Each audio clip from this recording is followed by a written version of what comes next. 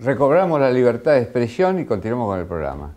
Carboni, ¿vos querías decir algo? Sí, no, que no terminé de contar, como dijiste, cómo fue el término de, digamos, de la Sí. relación con... nos despidieron candidatos despedidos porque querían, si me despedían los Que candidatos... tienen protección el candidato, por la ley. Sí, exactamente, pero bueno, lo despedían igual, no había... Bueno, iba reemplazándolo sobre la marcha, bueno, después el tema era de que me quede sin estabilidad yo y rajarte. En varias oportunidades ocurrió eso, bueno, hasta que no, permiten, esconden convocatoria, no había cartera gremial, nada, bueno. Después lo que quería decir era las extorsiones de este grupo mafioso, porque son esas prácticas mafiosas de este grupo, que ahora al ver lo que pasó con los compañeros de la gráfica, que lo vivimos en persona, en práctica nosotros también en el 13, cuando en algunos momentos determinados, cuando ven que lo primero que vienen es con el ofrecimiento de dinero, es la extorsión que le hacen al trabajador abusándose de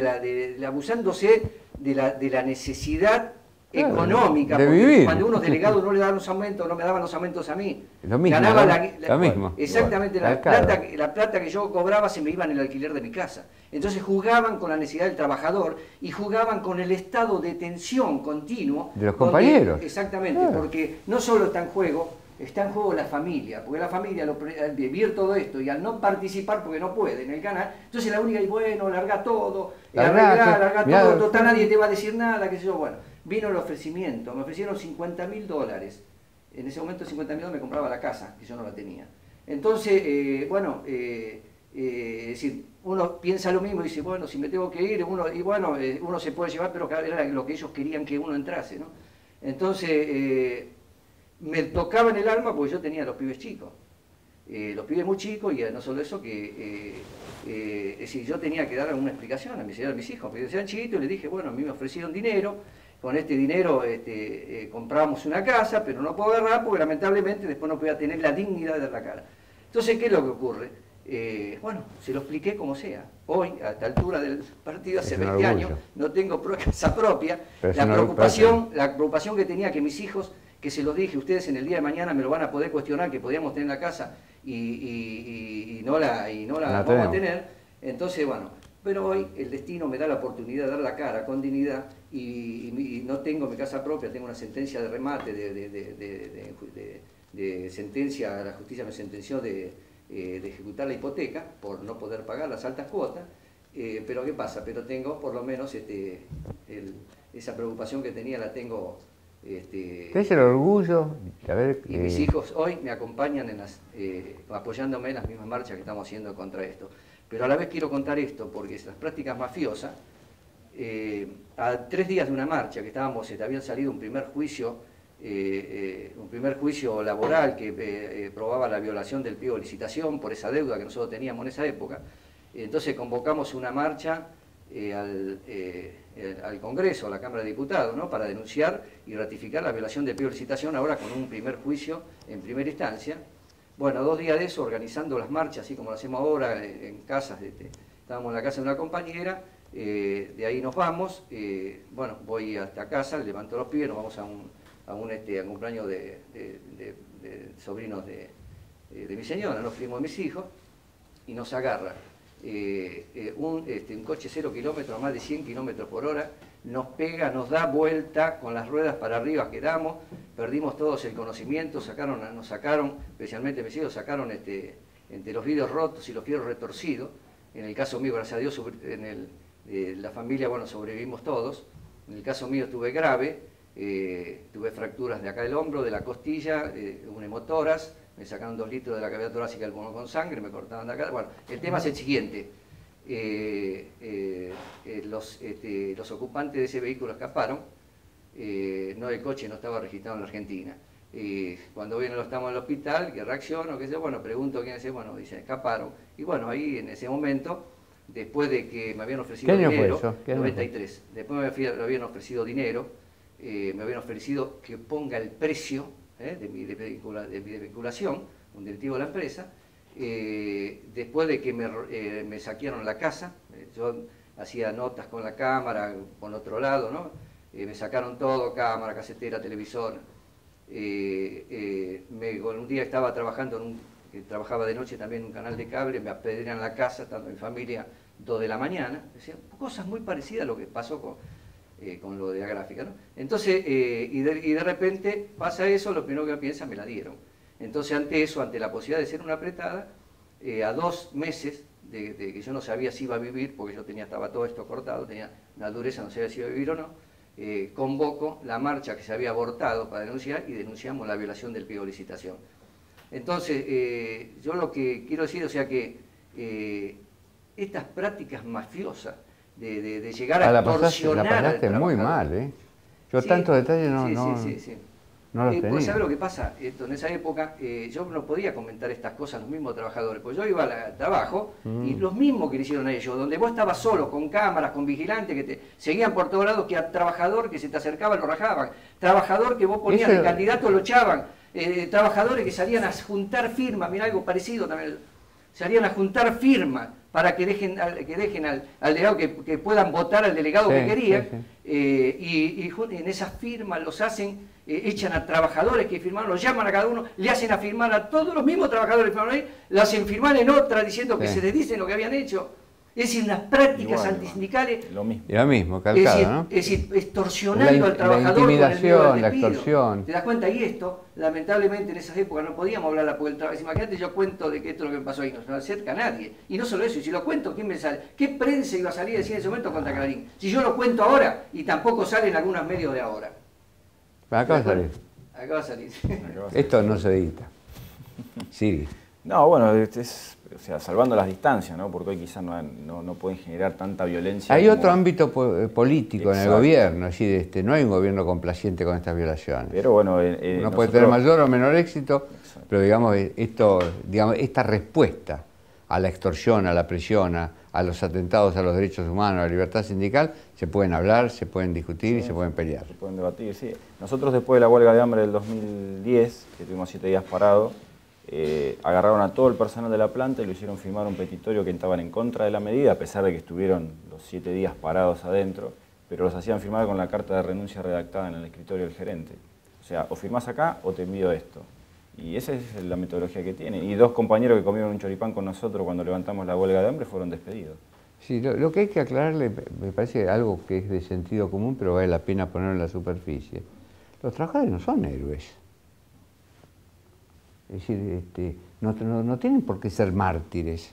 Entonces, frente a la presión de un trabajo, que puede ser un trabajo bueno, que puede tener una buena remuneración, con algún tipo de estabilidad, ¿para qué se van a meter en líos? Y esto realmente, estas intimidaciones prenden, porque es lógico y es humano que sea así.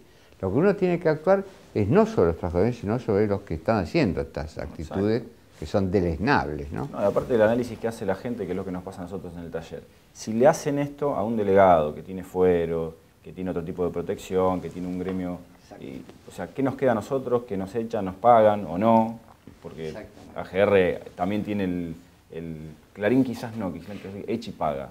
AGR ha hecho una costumbre de echar y que me hagan juicio, a pesar de que eche mal, y después lo terminan perdiendo el juicio porque de 48 no les importa, pagan el triple, no les interesa. Y nosotros, por ejemplo, el trabajador va a trabajar y en el momento que el trabajador está en AGR, le llega una carta a la familia diciéndole que todo lo que puede perder, todo lo que puede...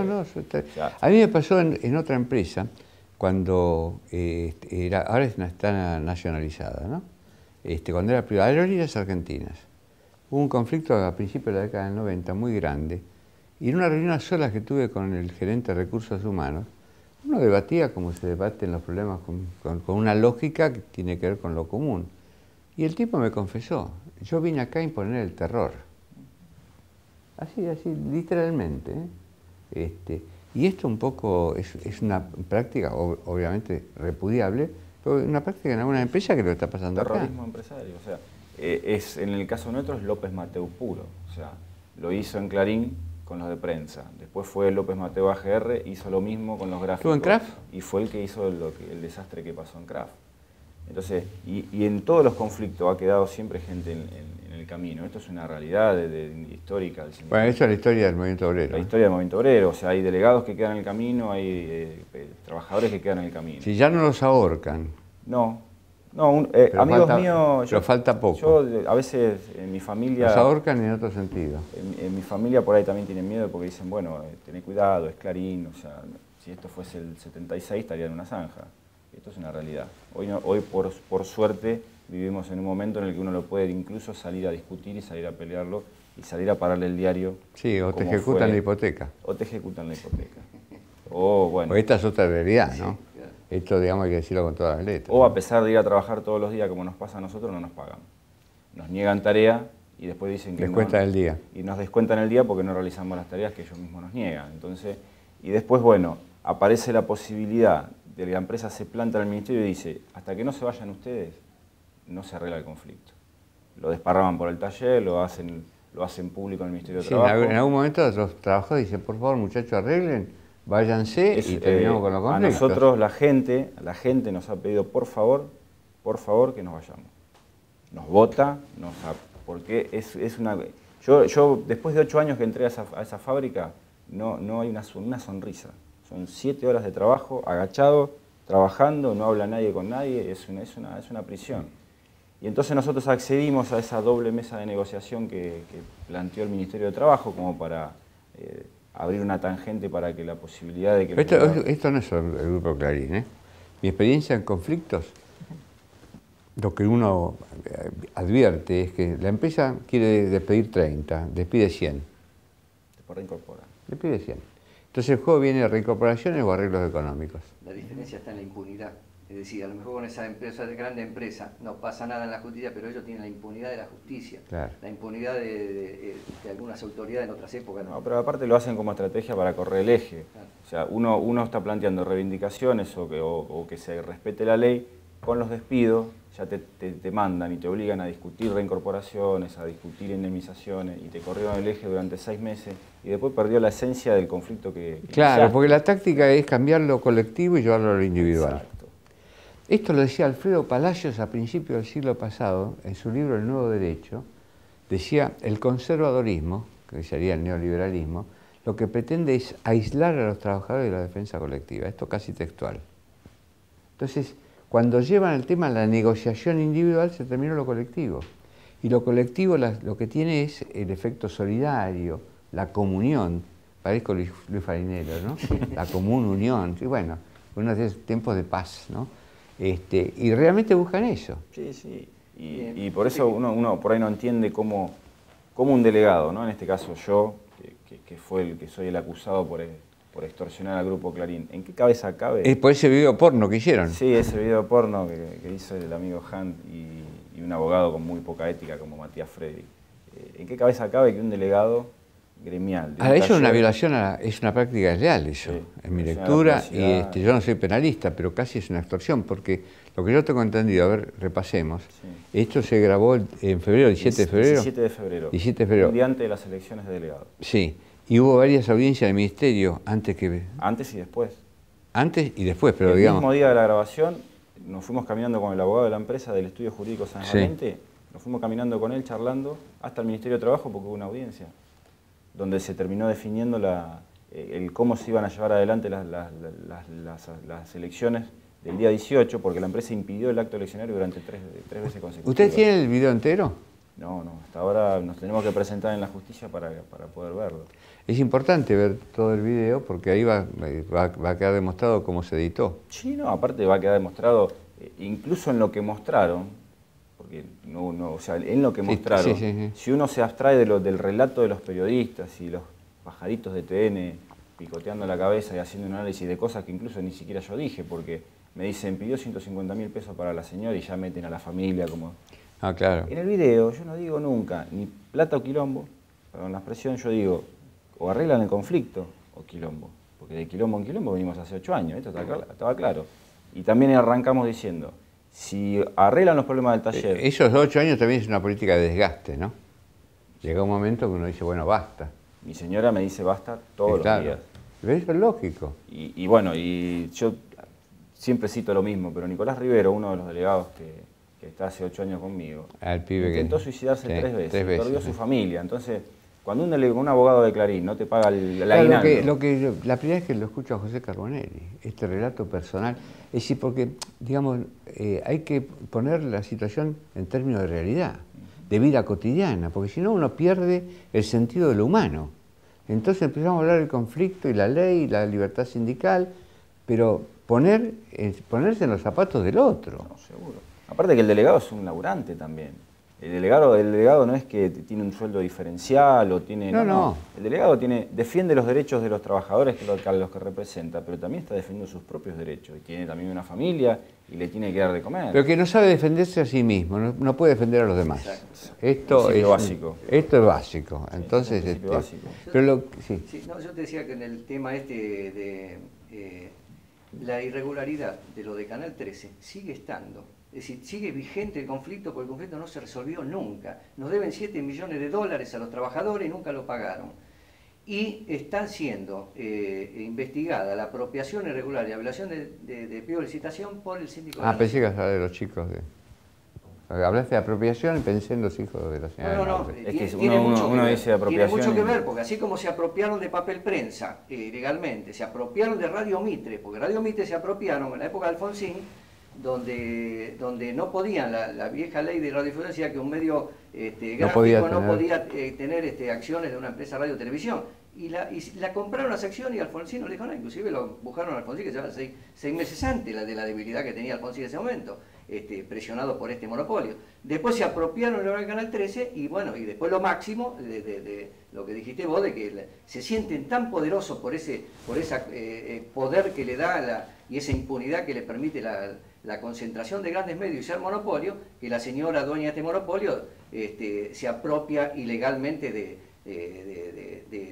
sus supuestos hijos adoptivos que están con presunción de ser hijos desaparecidos. Es decir, que la práctica la hicieron en todos lados, pero a partir de esta nueva ley de radiodifusión, que tenemos que decir de que tenemos la posibilidad de que por lo menos se escuchen otras voces, se cuente, así como se contó el caso de ellos, porque se da en este momento en la práctica, lo nuestro no se contó absolutamente nada. Nadie sabe, la sociedad argentina no sabe que se apropiaron irregularmente de Canal 13, probado por las mismas instituciones del Estado. Sí, bueno. Y esto se tiene que conocer en la ciudad argentina. Y que es una política sistemática. Es el monopolio de la comunicación. Claro. Le roba la plata a los trabajadores y con eso genera más riqueza, porque en AGR, a los trabajadores de AGR les robaron $80 millones en los últimos 10 años, porque no pagaron nunca una hora extra por la semana desplazada y no pagaron un solo aumento paritario del 2004 a la fecha. Los absorbían. A todos.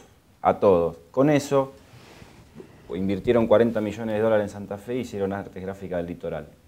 Entonces, con la plata de los trabajadores siguen generando más riqueza y más medios concentrados. Hoy hablé con Pablo Yonto, que no pudo venir al programa porque tenía que ser, estaba en el juicio donde se juzgaba a Patti por la muerte de Diego Muñoz Barreto y otros compañeros.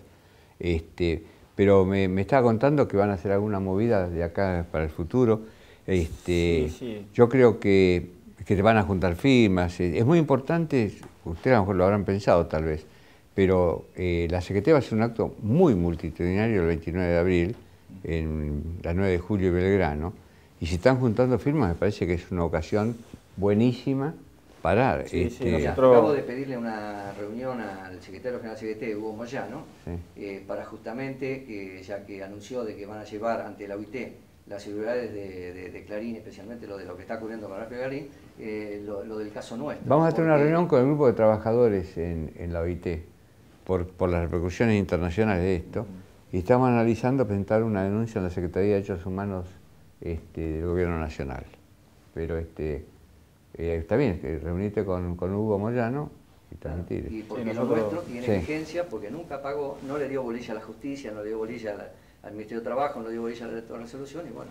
Tenemos un minuto. Sí, y nosotros también vamos a hablar con el compañero Moyano para pedirle permiso para poder utilizar el acto multitudinario para poder juntar firmas.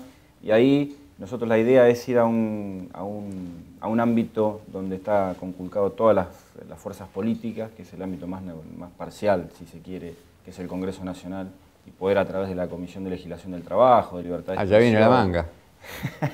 poder pegar el mangazo ahí, presentar algún documento con las firmas y poder, que todos los del Grupo Clarín poder expresar. Bárbaro. Nosotros vamos a ir al corte, pero quiero que se queden porque vamos a escuchar a Moyano, pero de sexo femenino. Así que vamos al corte, señor director, y escuchemos a Mariana Moyano. Y con ustedes, la semana próxima nos encontramos cuando termine Mariana.